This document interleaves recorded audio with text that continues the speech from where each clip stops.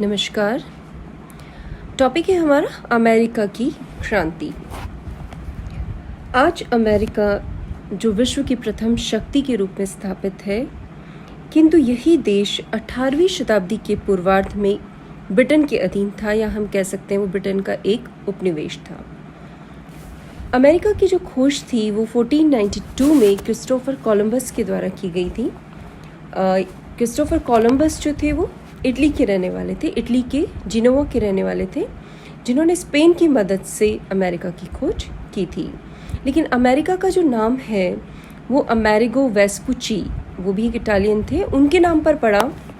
1501 में Amerigo Vespucci ने यात्रा की थी यहाँ की, और उनकी यात्रा वृत्तांत काफ़ी पॉपुलर हुआ था, और उन्हीं के नाम पर अमेरिका का नामकरण अमेरिका किया गया। क्रांति से पूर्व अमेरिका की स्थिति की बात करें तो 1775 तक अमेरिका में 13 उपनिवेश थे। विश्व इतिहास में अमेरिका की क्रांति एक अत्यंत महत्वपूर्ण घटना मानी जाती है। ये जो संघर्ष है ये अमेरिकी उपनिवेशों द्वारा इंग्लैंड की इच्छा के विरुद्ध अपनी स्वतंत्रता कायम करने के लिए, और इंग्लैंड जो बहुत ही कठोर औपनिवेशिक नीति अपना रहा था अमेरिका के लिए, उसके विरुद्ध था। ब्रिटिश सरकार ने 1763 के पश्चात ऐसी नीतियां अपनानी शुरू कर दी थी जिससे अमेरिकन उपनिवेशों पर पहले की अपेक्षा ज़्यादा मजबूत नियंत्रण स्थापित हो सका था। इसलिए साम्राज्यवादी ब्रिटेन की नीतियों के विरुद्ध उपनिवेशवादी जो अमेरिकन राज्य थे उनके मध्य संघर्ष की स्थिति उत्पन्न हो गई। 17वीं सेंचुरी के प्रारंभ में वर्तमान जो यूएसए है उसके पूर्वी तट पर यूरोपीय बस्तियां निर्मित होने लगी थीं।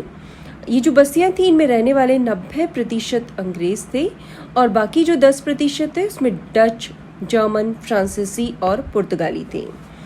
अमेरिका में जो सबसे पहली अंग्रेज बस्ती की स्थापना हुई थी वो हुई थी 1607 में। जेम्स टाउन वो प्रथम बस्ती थी जहाँ पर पहली बस्ती अंग्रेजों ने स्थापित की थी। रानी एलिजाबेथ प्रथम ने सबसे पहले इंग्लैंड मतलब उनके टाइम में सबसे पहले इंग्लैंड ने अमेरिका में बस्तियां बसाने की शुरुआत की थी। उसके बाद इंग्लैंड के जो शासक थे जेम्स प्रथम, उसने 2 कंपनी थी, लंदन और प्लीमथ, इन कंपनियों को कुछ निश्चित क्षेत्रों में उपनिवेश बसाने और व्यापार करने की अनुमति प्रदान की थी। और इसके पश्चात हम बात करते 1775 तक की जो सिचुएशन थी, लगभग 13 उपनिवेश थे इंग्लैंड के, ब्रिटिश उपनिवेश जिसको हम कह सकते हैं 1775 तक। वो इस प्रकार से थे: new Hampshire, Massachusetts, rod island, Connecticut, New York, new Jersey, Pennsylvania, Delaware, Maryland, Virginia, उत्तरी कैरोलिना, दक्षिणी कैरोलिना और जॉर्जिया। ये जो 13 उपनिवेश थे ये सर्वप्रथम इंग्लैंड के द्वारा स्थापित किए गए थे। इनकी जो कुल जनसंख्या थी वो लगभग 50 लाख के आसपास थी। अब प्रश्न ये उठता है कि बहुत सारे ये जो यूरोपीय हैं ये अमेरिका में आकर बसे क्यों थे, क्योंकि इन्हें बहुत सी परेशानियों का, कठिनाइयों का सामना करना पड़ता था। उसके उपरांत भी प्रश्न ये उठता है कि यूरोपियन अमेरिका में आकर क्यों बसे, यहाँ पर इन्होंने अपनी बस्तियों की स्थापना क्यों की। क्योंकि अमेरिकन उपनिवेशों में इंग्लैंड या यूरोप के जो दूसरे देशों से जो नागरिक आते थे उन्हें लगभग 5000 किलोमीटर चौड़े अटलांटिक महासागर को पार करना होता था। इस यात्रा में उन्हें तमाम कठिनाइयाँ सहन करनी होती थी। लगभग 2-3 महीने की कष्टप्रद यात्रा होती थी। उसके पश्चात अमेरिका के जो मूल निवासी हैं रेड इंडियंस, उनके साथ उन्हें संघर्ष करना होता था। इसके अलावा यहाँ की जो भूमि थी, अमेरिका की भूमि, उसमें घने जंगल थे, बहुत लंबी घास थी। इस भूमि को खेती योग्य बनाना भी उतना आसान नहीं था। इतने सारे आदमियों के इतनी लंबी दूरी तय करके वहाँ पर बसने के जो उदाहरण है वो इतिहास में बहुत ही कम मिलते हैं। तो प्रश्न ये उठता है कि यूरोपीय यहाँ आकर क्यों बसे। तो बहुत सारे कारण हैं जिनकी वजह से यूरोपियन अमेरिका में आकर बसे या यहाँ पर आकर रहने लगे, और यह उपनिवेश स्थापना यहाँ पर हुई।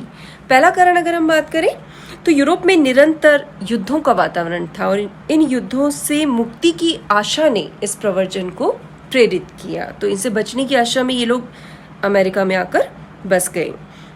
साथ ही साथ जो गरीब लोग होते थे उनको दास बना दिया जाता था।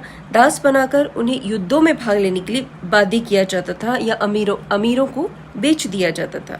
तो इन सब से बचने के लिए भी उन्होंने अमेरिकन उपनिवेशों में बसना उचित समझा। इसके अलावा बहुत सारे जो यूरोपियन हैं उन्होंने अपना घर इसलिए छोड़ा क्योंकि उन्हें लगा कि उन्हें नए देश में बसने पर अधिक आर्थिक लाभ प्राप्त होगा। आर्थिक लाभ के साथ साथ उन्हें ये भी आशा थी कि उन्हें धार्मिक स्वतंत्रता मिलेगी, राजनीतिक उत्पीड़न से सुरक्षा प्राप्त होगी।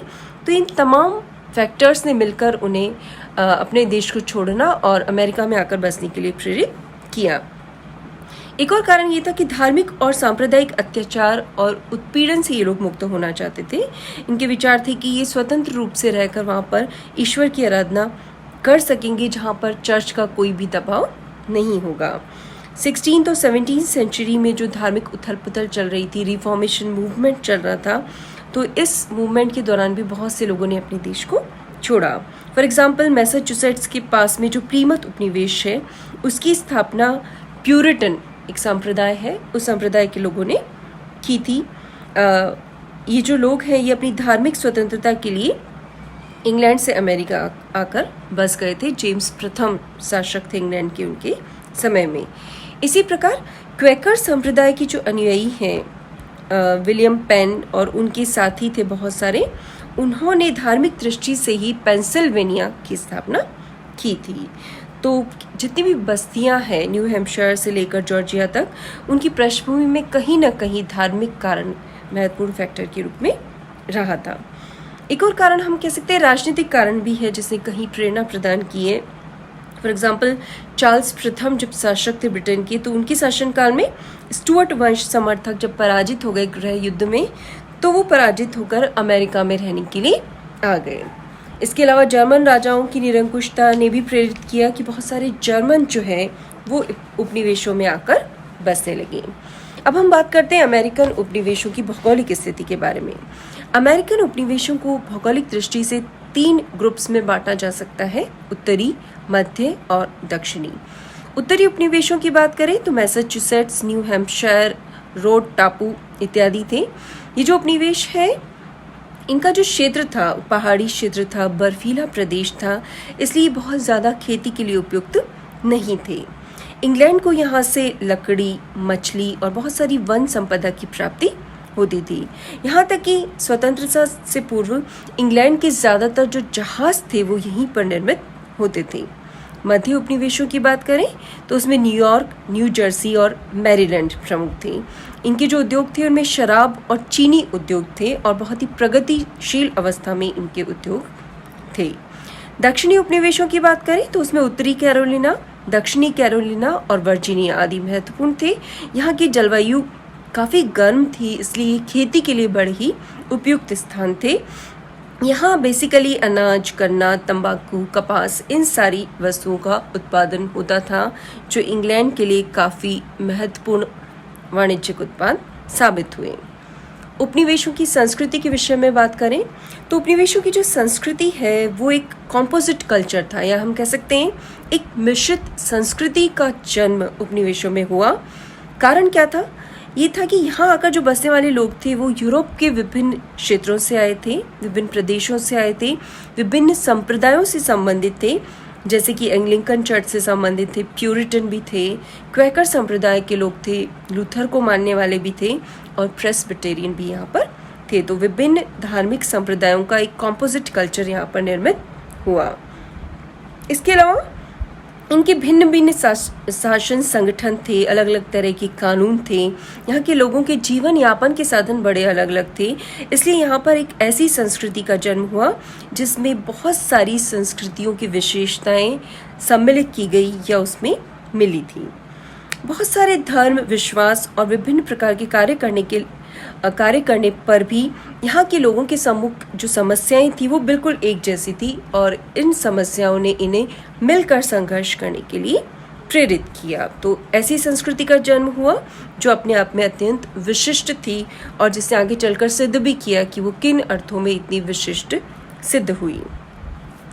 इसके अलावा अगर हम बात करें क्रांति से पूर्व अमेरिका की सिचुएशन क्या थी, अमेरिका की जो अमेरिका में जो इंग्लैंड की बस्तियां थी उत्तर से लेकर दक्षिण तक, उनकी संख्या थी 13, कुल 13 बस्तियां थी जिनके बारे में हम बात कर चुके हैं। इन उपनिवेशों की जो जनसंख्या थी 1713 से लेकर 1763 के बीच जनसंख्या में काफ़ी वृद्धि हुई। जनसंख्या लगभग 4 गुना ज़्यादा बढ़ गई। इसकी तुलना में अगर क्षेत्रफल की बात करें तो वो सिर्फ 3 गुना बढ़ा, जनसंख्या 4 गुना बढ़ी। जो बस्ती के लोग थे वो पश्चिम की ओर अपने क्षेत्र का विस्तार करते जा रहे थे। बड़ी संख्या में इंग्लिश लोग हैं, स्कॉट है, जर्मन, फ्रेंच, ये आप्रवासी जो थे वो अमेरिका में आकर बस गए थे। ये जो समय था ये वाणिज्यवाद का इम्पोर्टेंट वर्ष था, यानी अमेरिका के जो उत्पादन थे जिनको वो बाहर भेजा करते थे, लकड़ी, तंबाकू, चमड़ा, चीनी, तांबा, मछली, इन सब की कीमतें इंग्लैंड और यूरोप में बहुत तेज़ी से बढ़ी और जिससे अमेरिका के लोग काफ़ी समृद्ध हुए। हालांकि इंग्लैंड ने बहुत कोशिश की अपनी व्यापारिक नीति के माध्यम से, लेकिन फिर भी अमेरिका निरंतर प्रगति के पथ पर था। 50 वर्षों की लगातार खुशहाली के कारण अमेरिकन जो थे उनका स्तर जो था वो विश्व में काफ़ी ऊंचे जीवन स्तर को वो लोग बना पाए थे। इसके अलावा शिक्षा की दृष्टि से अगर देखा जाए तो बहुत सारी पत्रिकाएं अमेरिका में छपने लगी थी। कुछ जो पत्र हैं अमेरिका के, जैसे कि गज़ट है, न्यूयॉर्क रिपोर्टर है, ये यूरोप तक में बहुत ज़्यादा पॉपुलर हो चुके थे। बहुत इंपॉर्टेंट नगर हैं यहाँ पे, बोस्टन है, एनापोलिस हैं, जो बहुत ही सुंदर तरीके से बसाए गए थे। बहुत सारे अमेरिका के विश्वविद्यालय जो थे, जैसे कि प्रिंसटन, येल, डार्टमाउथ, ब्राउन, ये सब क्रांति से पूर्व स्थापित हो चुके थे। तो क्रांति काल के बहुत ही महत्वपूर्ण नगर जो हैं उनमें हम बात कर सकते हैं Boston, New York, Jamestown, Charleston, Savannah, Philadelphia. इन सारे नगरों ने क्रांति में अपनी इम्पोर्टेंट भूमिका निभाई। तो क्रांति से पूर्व, क्रांति जो 1776 में हुई थी, अमेरिका ने एक बड़ा लंबा संघर्ष किया ब्रिटिश जो अंग्रेज थे उनसे आज़ादी प्राप्त करने के लिए। तो ये सिचुएशन थी क्रांति से पूर्व अमेरिका की, और इसके पश्चात हम बात करेंगे अमेरिका की क्रांति के कारण कि कौन सी परिस्थितियां थी जिन पृष्ठभूमि में अमेरिका ने इंग्लैंड के विरुद्ध अपने स्वतंत्रता संघर्ष की शुरुआत की। Thank you.